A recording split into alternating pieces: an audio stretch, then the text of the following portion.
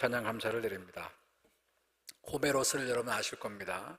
우리 호메로스의 대서사시 오디세이아는 트로이 전쟁에서 승리를 한 주인공 오디세우스지요. 오디세우스가 이게 고대의 이상의 나라 아케타의 왕인데 이 전쟁에 출전을 하면서 그 아들 텔레마코스를 앞으로 이제 왕이 될 왕자 아니겠습니까? 아버지가 부재하기 때문에 그 아들의 교육을 자기의 신하이면서 학자고 친구였던 멘토르에게 그렇게 이 아들을 잘 교육시켜달라 그렇게 맡기고 전쟁에 출전을 했어요.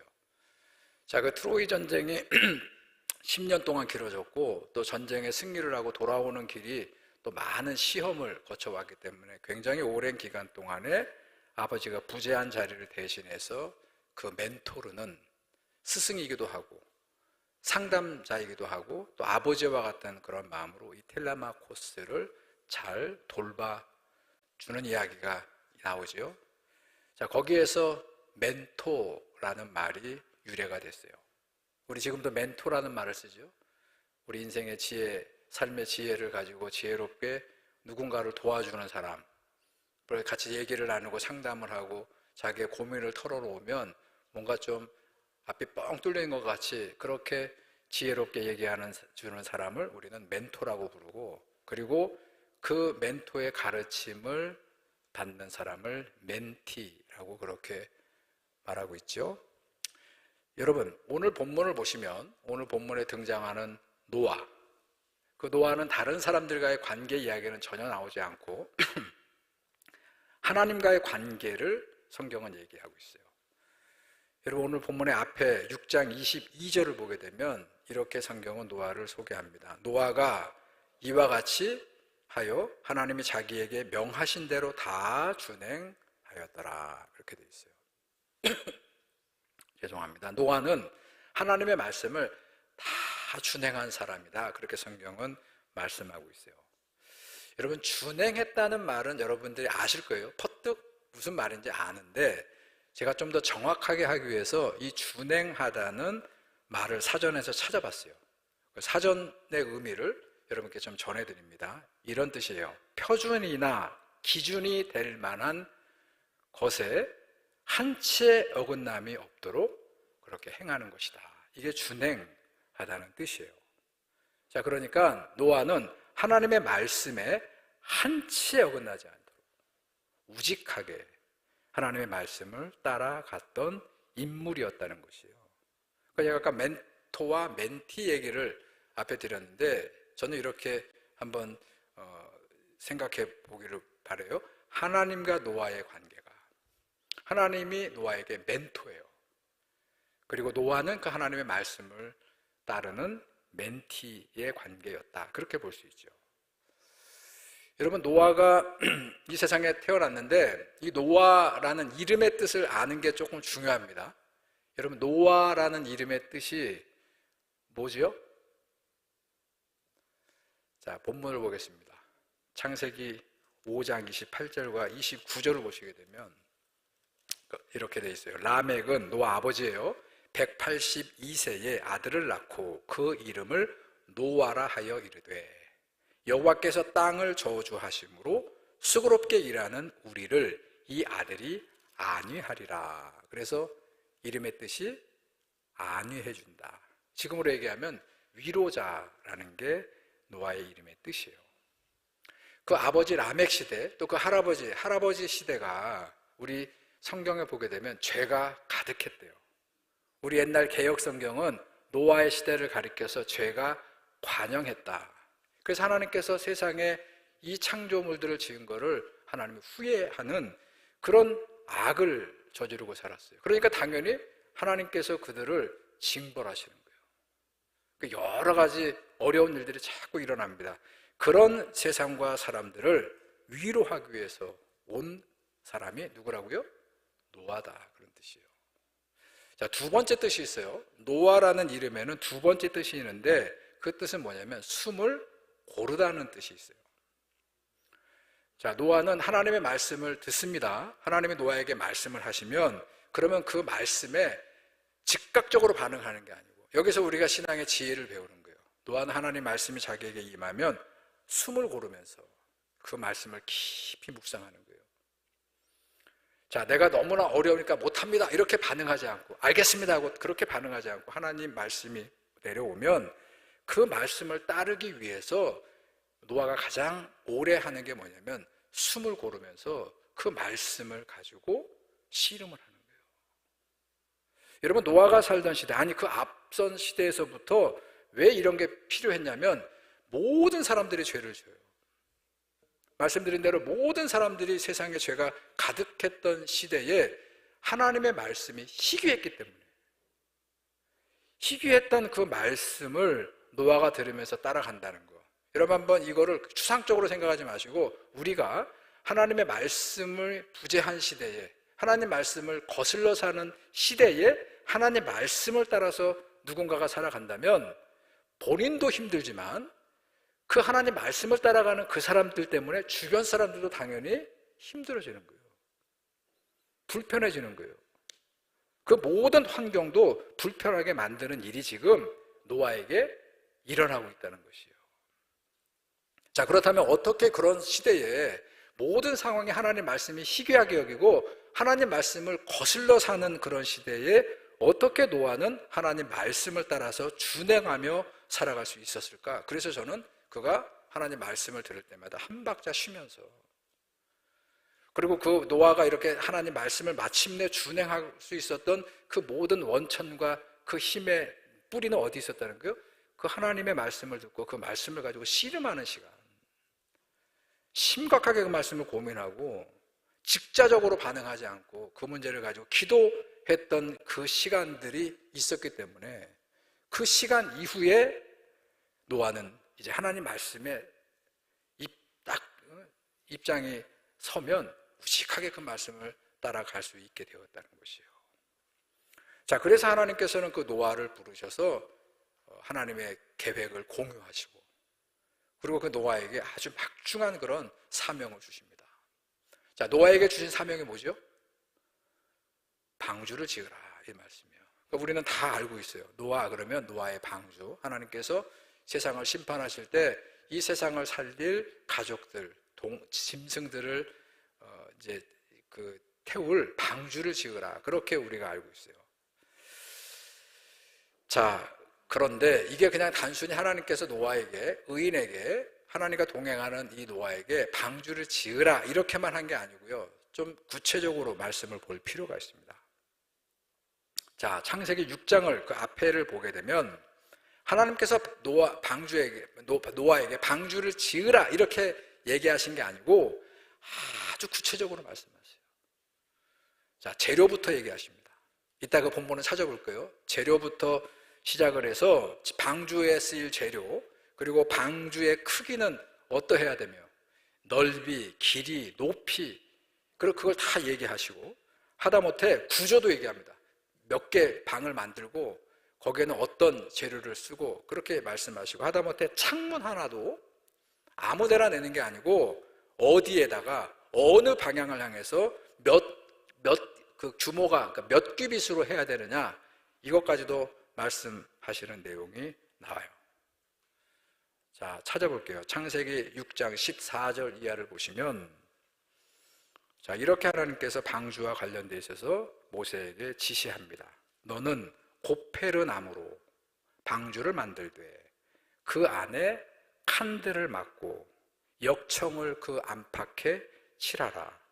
방주의 길이는 300규빗, 너비는 50규빗, 높이는 30규빗이라. 거기에 창을 내되 위에서부터 한 규빗에 내고 문은 옆으로 내고 상중하 3층으로 방주를 지으라. 너는 방주를 지어라, 이게 아니고 어떻게 해요? 재료도 고페르 나무로. 그러면 노아는 어떻게 해야 되죠? 세상에 많은 나무들이 있는데 그 나무들을 다 뒤로하고 뭘 찾아 나서야 되죠? 고페르 나무를 찾아서 다녀야 됩니다.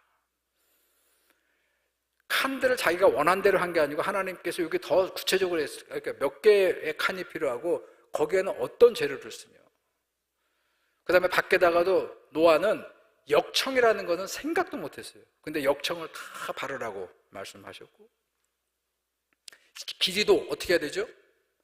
높이는 어떻게 해야 되죠? 넓이는 어떻게 해야 됩니까? 다 치수를 말씀하셨고, 아까 창 얘기했죠. 창은 보통 어디다 내야 돼요? 옆으로 내야 되잖아요. 근데 하나님께서 위로 내라. 클 수도 있고 작을 수도 있어요. 그런데 창 넓이를 어떻게 하라고요? 한 규빗으로 해라. 문도 앞문을 낼 수 있어요. 뒷문을 내거나. 근데 그렇게 하지 않고 문도 어디다 내라고요? 창문 옆으로 내라.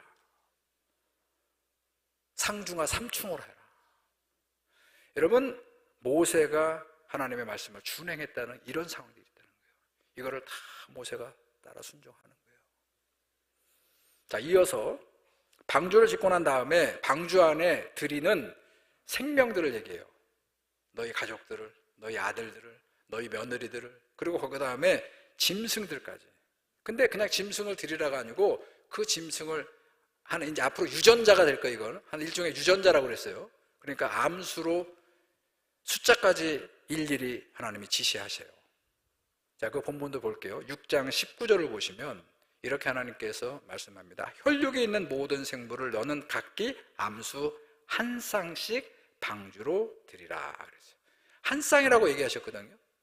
근데 조금 있다가 이런 것 같아요. 저는 이거 상상해요. 아니 노아야, 내가 잘못 얘기했다. 그리고 다시 오늘 본문 7장 2절에 한 쌍이 아니고 이렇게 얘기했어요. 너는 모든 정결한 짐승은 암수 7씩, 부정한 것은 암수 2씩을 방주에 드리라.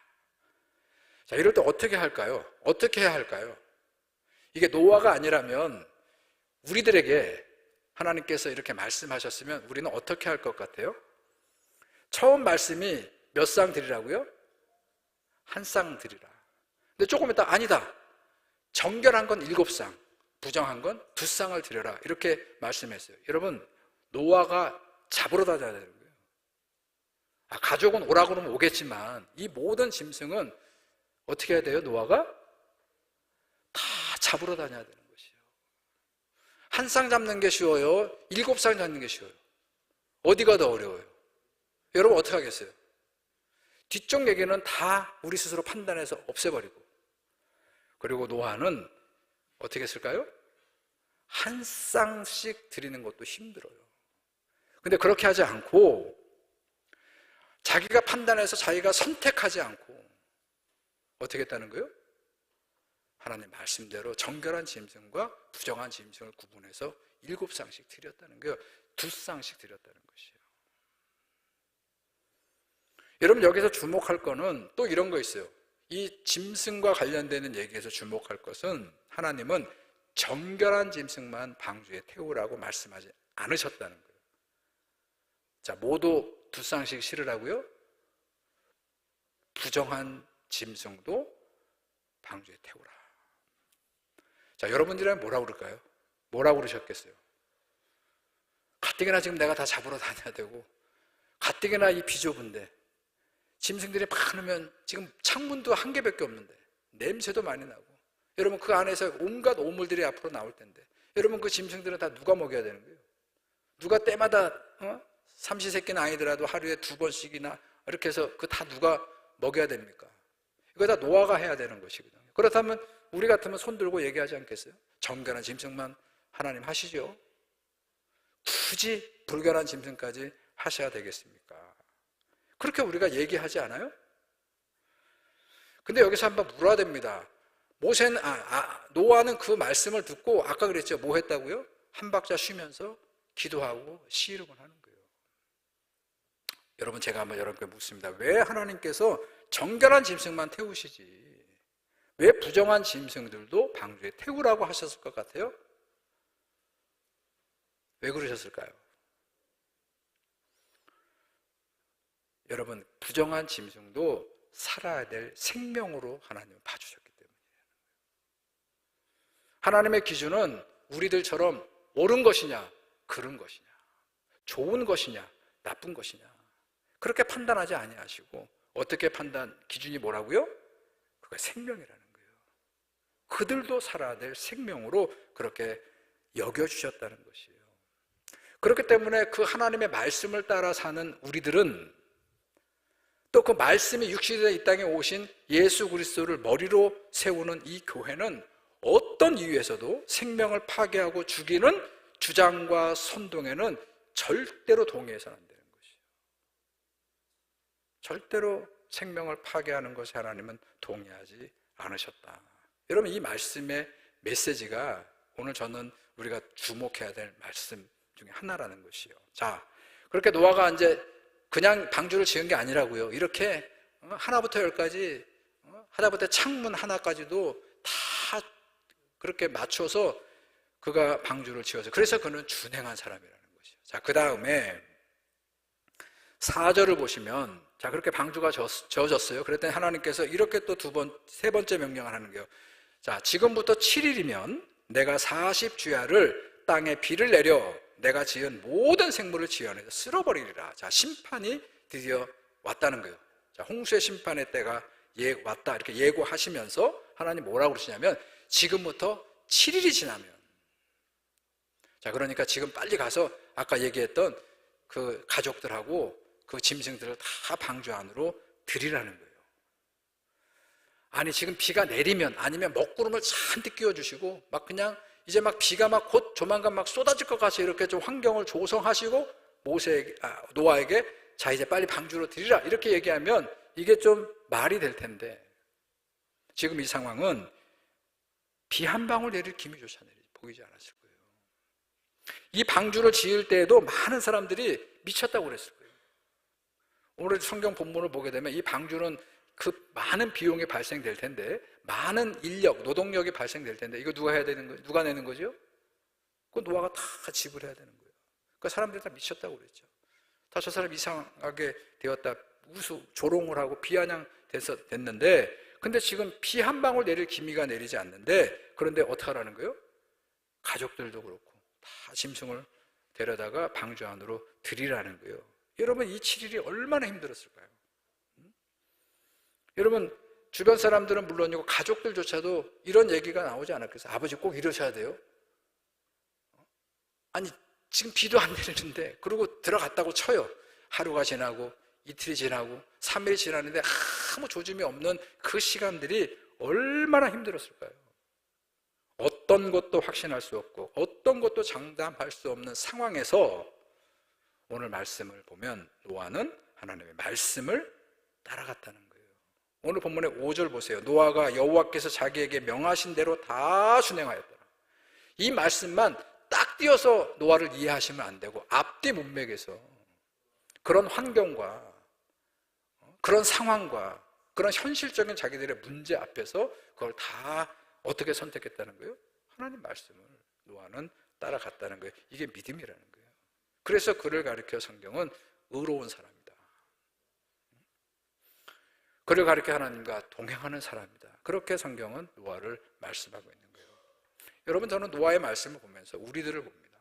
여러분, 성도는 어떻게 자기를 정의할 수 있죠? 여러분, 성도를 어떻게 정의할 수 있습니까? 우리는 어떤 사람들이에요? 여러분, 성도는 하나님의 말씀을 따라가는 사람들이에요. 동의가 되세요? 여러분, 누가 여러분들의 등 떠밀어 가지고 하나님 말씀을 따라 살라고 여러분 등 떠밀어서 교회로 내밀지 않았어요. 여러분들이 다 신앙적인 경험을 통해서 우리는 하나님 말씀을 따라 살겠다고 그렇게 다짐을 하고 결심을 하고, 지금도 하나님 말씀을 따라 살 수 있도록 도와달라고 그렇게 기도하면서 그렇게 살아가는 사람들이 바로 여러분들이에요. 바로 우리예요. 그런 사람들이 모여 있는 곳이 교회 공동체예요. 자, 그렇기 때문에 우리가 살아가면서 순간순간 하나님의 말씀, 즉 하나님의 뜻과 내가 처해 있는 현실, 이 세상의 모든 현실 사이에서 우리는 갈등할 수밖에 없어요. 우리는 고민하지 않을 수 없습니다. 때로는 흔들릴 수 있어요. 근데 성도는 그 흔들리고 갈등하고 고민하고, 그래서 노아처럼 기도하고, 그리고 확신이 들면 어떻게 하는 거죠? 어디를 따라가는 거예요? 하나님의 말씀을 따라가는 사람들. 이게 성도의 숙명이에요. 여러분, 교회는 뭐 하는 공동체냐면 뭐를 따라가는 거죠? 하나님의 말씀을 따라가는 신앙 공동체예요. 여러분, 신앙은 선택이라는 것이에요. 여러분 잘 아시는 엘리야 선지자 이야기를 여러분들이 잘 아실 거예요. 엘리야 선지자가 이 땅에 와서 하나님 복음을 예언을 전할 때 시대가 북이스라엘의 아합 왕 시대입니다. 그 아내가 되는 이세벨이 시돈의 공주지요. 그가 온갖 바알과 아세라 우상을 북이스라엘 백성들에게 다 전해서 당시의 모든 예언자 엘리야에 따르면 엘리야가 하나님께 이렇게 얘기합니다. 저 바알과 이세벨이 저 바알의 선지자들이 모든 하나님의 예언자들을 다 죽였습니다. 그 암울하고 어두웠던 시대에 하나님 말씀을 전했던 엘리야. 그 엘리야가 자 그렇게 이제 어두운 시대 우상을 따라 바알을 따라 사니까 하나님께서 그들을 징벌하셔서 어떤 결핍이 왔냐면 북이스라엘에 비가 오지 않는 거예요. 자 비가 오지 않습니다. 그래서 하나님이 엘리야를 보내서 영적 싸움을 벌이는 거예요. 자 비가 와야 되잖아요.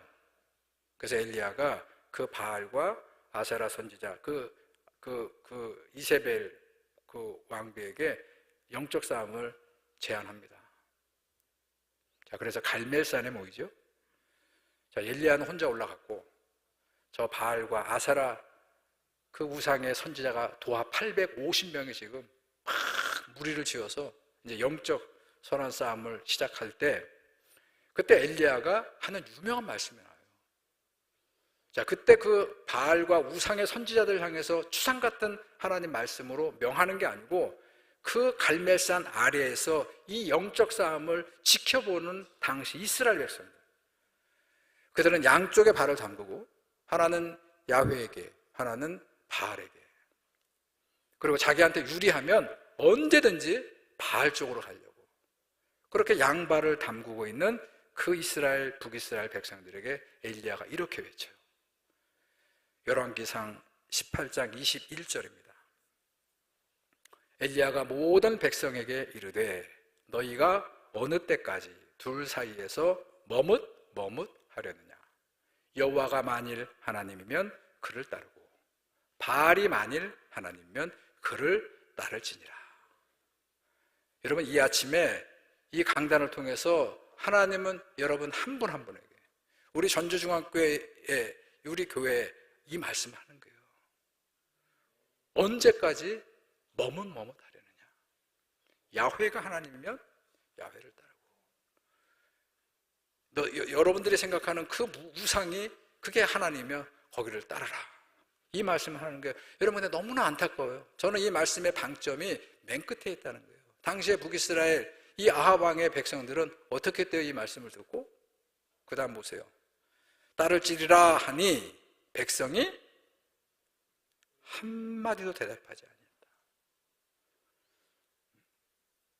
여러분 믿음은 선택을 하는 거예요. 오늘 노아가 준행했다고 하는 말의 의미도 이런 뜻이에요. 하나님 말씀을 듣고 자기가 유리한 대로 판단하지 않았다는 얘기예요. 자기가 하고 싶은 대로 그렇게 선택하지 않았다는 것이에요. 우리는 어떻게 하냐면 말씀을 듣거나 우리가 신앙생활하면서 우리가 자꾸 판단을 하고 선택을 하는 거예요. 그 선택의 기준이 뭡니까? 나를 위해서. 노아는 그렇게 하지 않았다는 거예요. 치열하게 씨름하지만 그 말씀을 가지고 심각하게 씨름하고 기도하고 그리고 판단이 딱 쓰면 그 다음에 나한테 손해가 되든 나한테 불리하든 나한테 이로운 게 아니더라도 하나님 말씀을 그대로 따라갔다는 것이에요.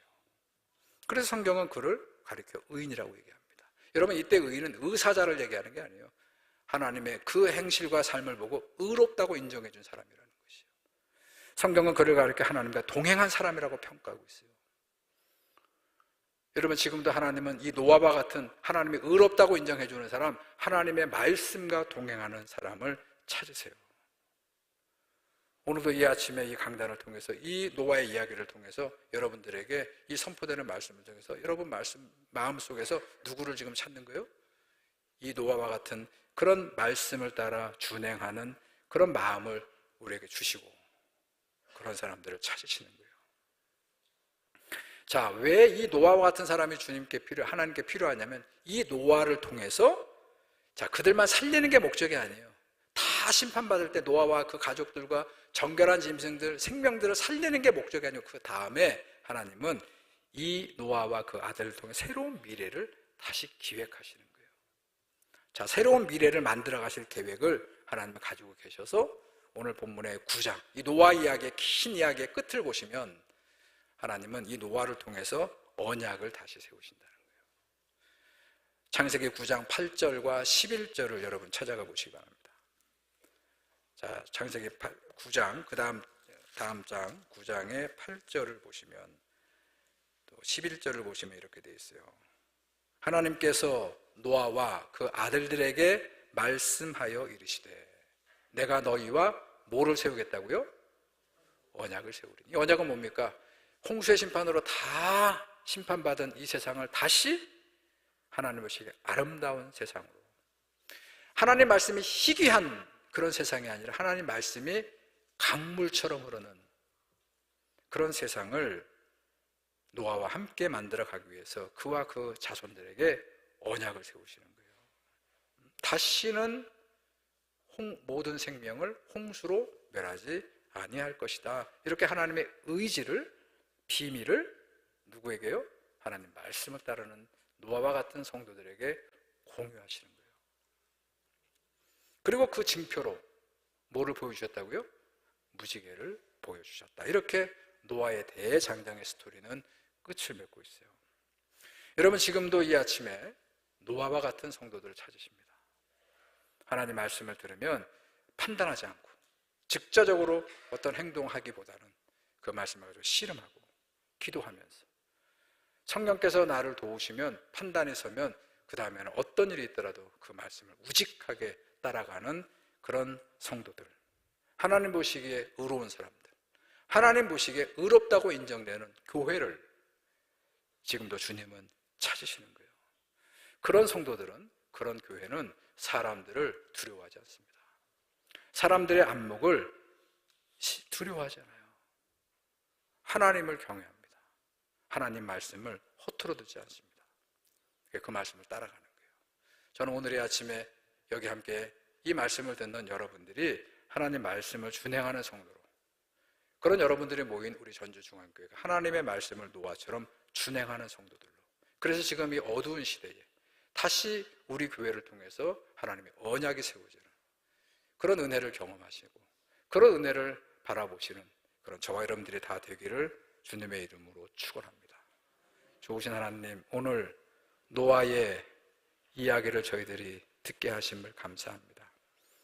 하나님의 말씀을 다 준행했던 노아, 그렇게 단순히 우리가 노아를 이해하는 것이 아니고 하나부터 열까지 방주를 지을 때에도 모든 재료부터 창문 하나까지도, 모든 재료 하나하나까지도 다 명하셨을 때 그 말씀을 준행했고, 방주 안에 그 모든 생명들을 드릴 때에도 토를 달지 아니했고 하나님 말씀을 따랐던 저 노아의 믿음을 보시고 하나님은 다시 미래의 계획을 그와 함께 세워가셨던 것처럼 이 어두운 세상에 희망의 빛으로 오시는 주님으로 말미암아 우리 전주중앙교회를, 우리 모든 성도들을 하나님이 회복하시고 하나님이 구원하시는 그런 계획을 세우는데 우리가 함께 동역자로, 하나님의 일꾼으로 부름받는 우리 성도들과 우리 전주중앙교회가 될 수 있도록 주님 우리와 함께하여 주시옵소서.